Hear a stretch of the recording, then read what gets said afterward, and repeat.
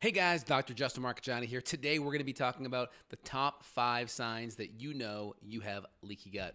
We're going to dive in just 1 second. Before we do, please smash the like button.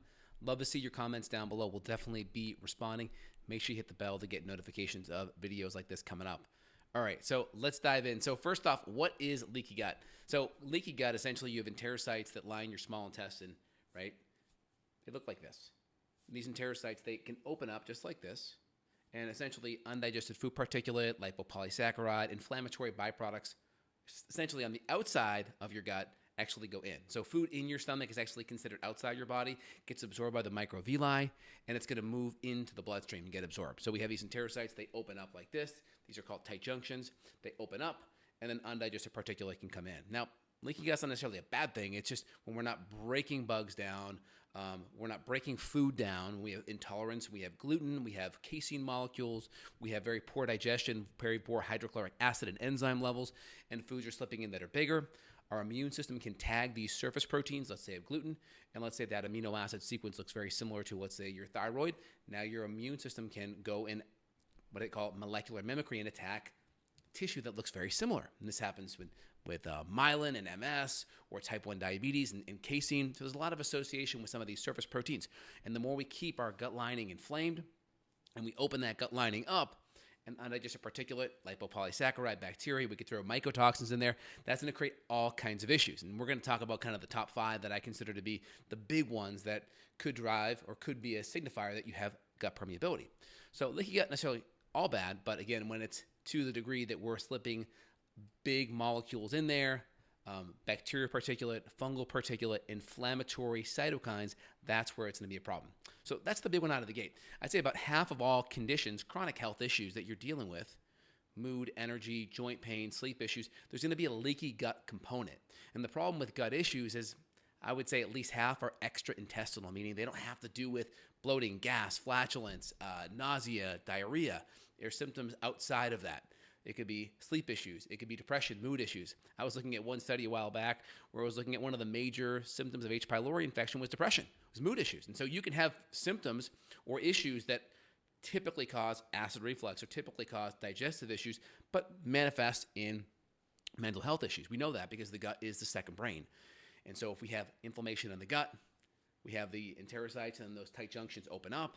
And guess what? The astrocytes and that gut, that blood-brain barrier that protects the brain can become leaky as well. And you can have undigested particulate enter that system as well. So really important. So, ways that you can test leaky gut, because the prevalence is so high, data is showing anywhere between 30 to 70, 30 to 80%, let's just say 50%-ish, have a connection.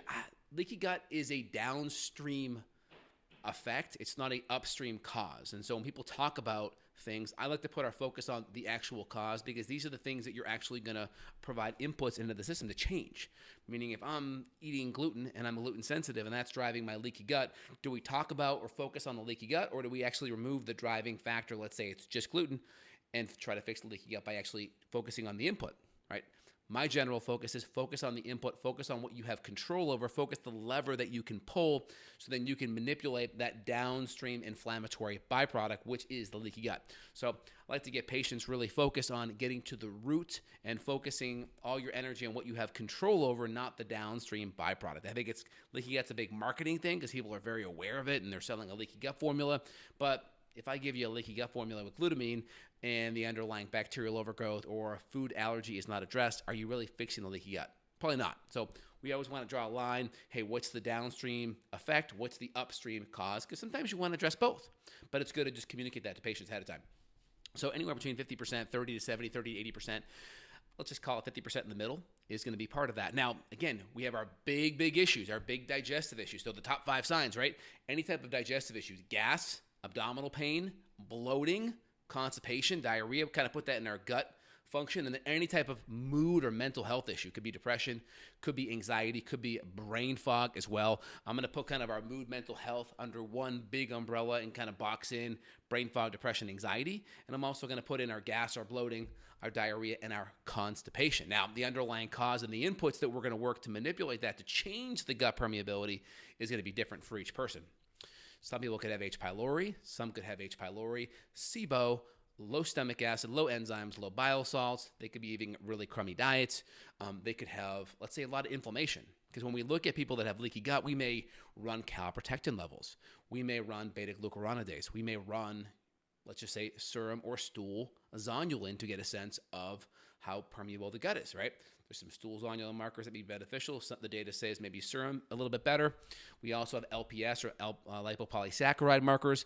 Again, some tests out there will run actin, myosin, and LPS antibodies as a way to say, hey, maybe you have some leaky gut. So if you have these kind of markers, it's another indicator that gut permeability could be there, because leaky gut is such a significant corollary with these issues. 50% of the time, I just assume it and I fix the underlying factors that I see present with that patient, because we know it's so significant, so prevalent, if you will. So in general, right, we have the gas, the bloating, the constipation, and the diarrhea, and we have our mood and mental health issues. Those are going to be the big five. And again, most people will ignore the mood, mental health issues. If you look at the new generation of antidepressant medications that are in the pipeline for mood, mental health issues, guess what? They're mostly working on brain inflammation, because they realize that the gut, it's bidirectional inflammation into the gut, let's say from head trauma, let's say from chronic stress or inflammation, overactivating the sympathetic nervous system. That decreases enzymes and acids. That can put strain on the gut, because now your food's not broken down adequately. That can then make the gut more leaky as well, and foods and inflammatory compounds can go into the gut, into the bloodstream, go to the brain. And again, head trauma or stress on the brain or gut or in the body can work its way into the gut. There were some studies looking at marathon runners after extreme long training or marathon running, and they actually found they had increased gut permeability. So more stress on the body, physically pounding that body, can definitely cause problems and increase gut permeability as well. You could probably imagine that CrossFitters too that are working out really hard maybe have that issue too. So you got to be mindful of how much stress you're putting on your body physically. All right, so big ones. So we talked about other issues that could be connected, right? Other big issues. Sleep could be a big driving factor, especially the more your gut is inflamed. That could throw off your circadian rhythm, right? Cortisol higher in the morning, lower at night. The more inflamed your gut is, the more you could create cortisol that could whack off or should throw off or disrupt your blood sugar, disrupt your cortisol rhythm, and could impact sleep as well. All right, so in general, right, when we look at gut permeability, we have to dial in and see how damaged someone's gut is. It's important to look at motility, how much we can break down our foods with acids and enzymes, how much do we have biliary function, do we have lots of steatocrit in our stool, maldigested fat, are we breaking down our fats and proteins, do we have a lot of undigested foods, because sometimes we can see lots of allergy issues on the skin, on the body, because when our gut's permeable and we're not breaking down certain proteins, we can develop histamine issues, because a lot of the gut bacteria can actually dump histamine into our system.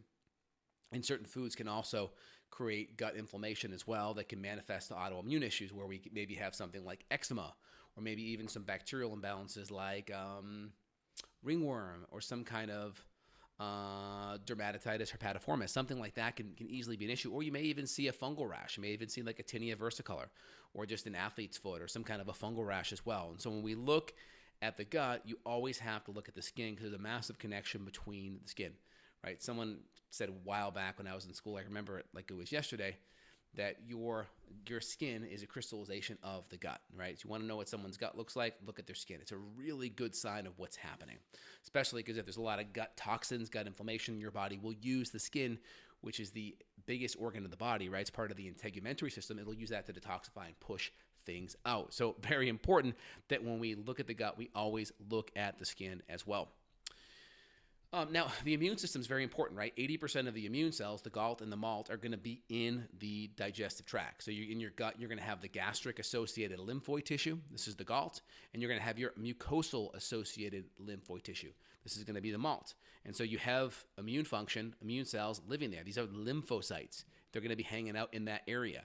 And so the more they're interacting with stress, whether it's LPS, lipopolysaccharide, or endotoxin, whether it's, activating with beta-glucuronidase, which is another enzymatic marker of dysbiotic bacteria, whether it's mycotoxins, whether it's H. pylori, whether it's small intestinal bacterial overgrowth. These are all going to be stressors in your gut that are going to be activating your immune system.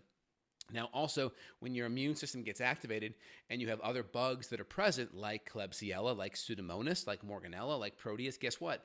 these bacteria can increase histamine production. So then when you add this histamine production, and let's say you have some environmental allergens, let's just say it's like a lot of like cladosporium or microsporium. Let's say it's not even mycotoxin producing molds.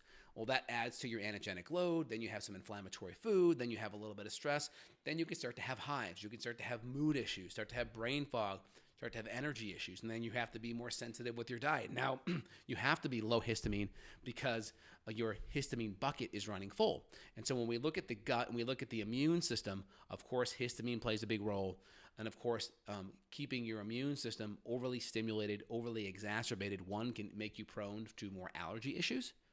And looking at the skin can also make you prone to more autoimmune issues, right? Eczema, you could throw in psoriasis in there on the skin. So really important to look at that out of the gate. Now, when we treat leaky gut, many people talk about leaky gut like it's its own entity. Like we treat the leaky gut and we just ignore everything else upstream. And so I always assume, because of the prevalence of leaky gut being involved in any of these chronic health issues is 50% and up, that it's going to be there, because all the things that we're going to do them anyway. I always look at a modality or a treatment. Do we need to do this treatment? Yes or no? If it doesn't matter, or the data is not going to change whether I do it or not. Like let's say someone has health issues. Am I going to work on getting inflammation down in their diet? Of course I am. Am I going to work on, if there's any kind of digestive issue, work on improving acid and enzyme? Well, of course I am. And so you got to look at how much information I need. How's that going to change the tools I use over here? And so you always got to weigh that out. And there are some tools that we just consider best practices.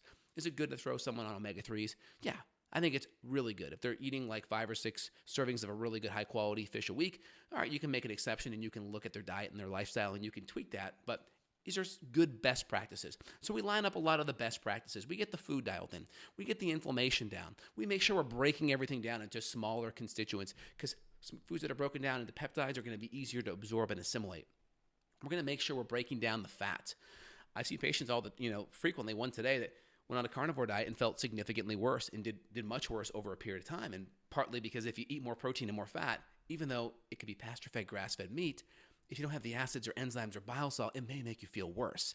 So that's why it's important to look at what the person's needs are, and if certain foods make them feel better or worse. Let's say cutting out vegetables make them feel better. Well, maybe there's an anti-nutrient issue. Maybe there's a gut permeability issue due to the anti-nutrients, the salicylates, the oxalates, the phenols in those food. So it's important to look holistically so you can really dive deep. So when we look at gut permeability, of course, we're going to have our leaky gut nutrient support. So in my line, we use GI Restore, which is going to have your glutamine. It's going to have aloe. It's going to have zinc carnosine in there. It's going to have some vitamin U or some okra in there, which is very helpful for the gut lining. DGL, aloe, it's going to have, and some N-acetyl D-glucosamine, which is some amino acid nutrients as well. Those are really good things that you can add in for sure. Zinc itself will help make the gut lining and the stomach more resistant to acid as well. It'll also provide building blocks to help you make more acid too. So these are just good practices to add in. Also love to add in my True Collagen, or a good collagen peptide. Collagen is very high in glycine. Glycine is an important fuel used by the enterocytes. These are the cells that make up that gut lining, that tight junction in the small intestine. So very important to have these things in there to build up the gut lining. Of course, we're tweaking and addressing the food issue.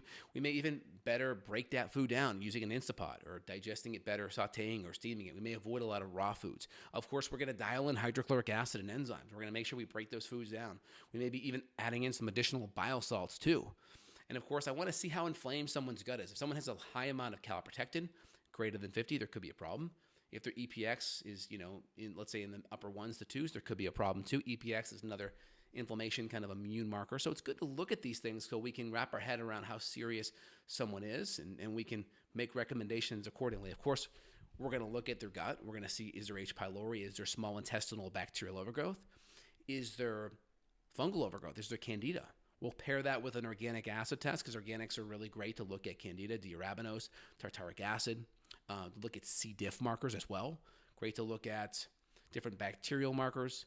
So really helpful. Colonized mold can be very helpful to look at via organic acid. So it's nice to look at these things to get a window of where we're at out of the gate. So when you have leaky gut, you want to look at the big five symptoms, right?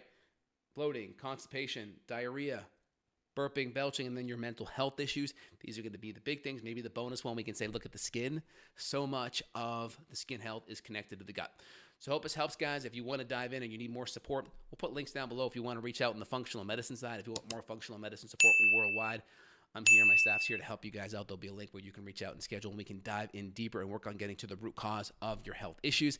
And put your comments down below. Love to see it, and we'll be responding. All right, guys, have a phenomenal day. Hope you enjoyed today's video. Bye now.